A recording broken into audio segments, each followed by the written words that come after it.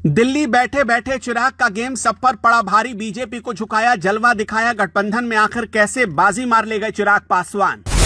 पटना में हो रहा था सीटों का बंटवारा। बेफिक्र चिराग का दिल्ली में था डेरा। फिर मोदी के हनुमान को गठबंधन में मिला सबसे बड़ा तवज्जो। जेडीयू भी हुई हैरान। जबरदस्त बार्गेनिंग पावर, दलित वोट बैंक, युवा जोश का मिला सहारा। सीट की सौदेबाजी में सब पर भारी पड़ा चिराग का सितारा। बिहार विधानसभा चुनाव 2025 में एनडीए के भीतर सीट बंटवारे में चिराग पासवान ने कड़ी प्रेशर पॉलिटिक्स के जरिए 29 सीटें हासिल की।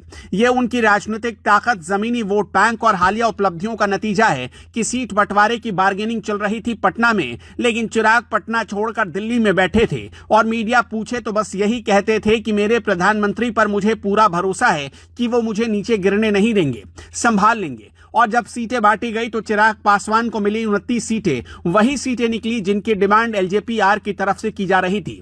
पर चिराग पासवान ने यह चमत्कार कैसे किया, कैसे उनकी बार्गेनिंग पावर के आगे बीजेपी को झुकना पड़ा, इसे समझने से पहले सीट बंटवारे के समीकरण को समझना पड़ेगा। बीजेपी जेडीयू जैसी बड़ी पार्टियां 101 सीटों पर लड़ रही हैं, जबकि चिराग पासवान की पार्टी को 29 सीटें मिली। ये उनकी औकात से ज्यादा माना जा रहा है, क्योंकि पिछली बार विधानसभा में चिराग पासवान एनडीए से अलग होकर लड़े थे, परंतु 2024 लोकसभा में लोजपा रामविलास ने 5 में से 5 सीटें जीतकर 100% स्ट्राइक रेट दिखाया था, जिससे चिराग का खत तेजी से बढ़ा। उनके दबाव के चलते ही सीट बंटवारे में इतनी देरी हुई और बीजेपी को बार बार मनाने की कोशिश करनी पड़ी। सीट बंटवारे में मांझी और कुशवाहा जैसी पार्टियां 6 सीटों पर सिमट गई, क्योंकि उनका जातीय जनाधार और हालिया चुनावी प्रदर्शन सीमित है, जबकि पासवानों का बिहार के दलित समाज में सबसे बड़ा और संगठित वोट बैंक है।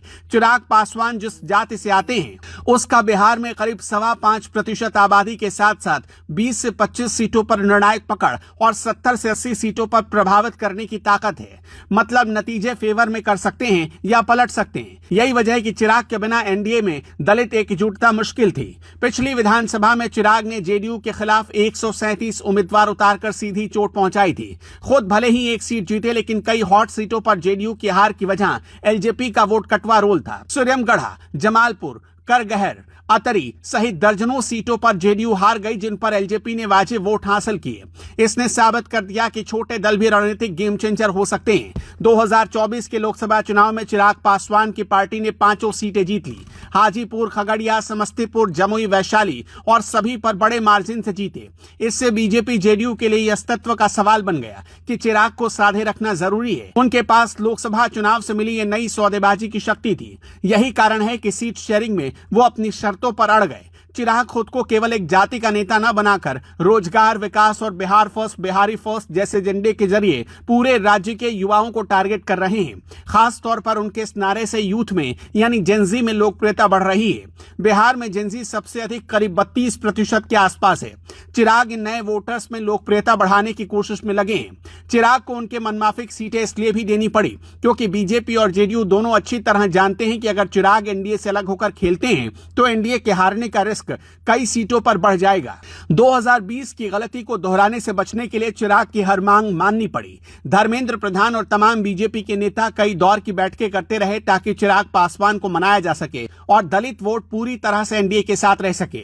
आपका क्या मानना है? चिराग को मनाने के लिए बीजेपी ने क्या कोई बड़ी कुर्बानी दे दी और क्या चिराग पासवान इस बार एनडीए की जीत का सबसे बड़ा चेहरा बनेंगे?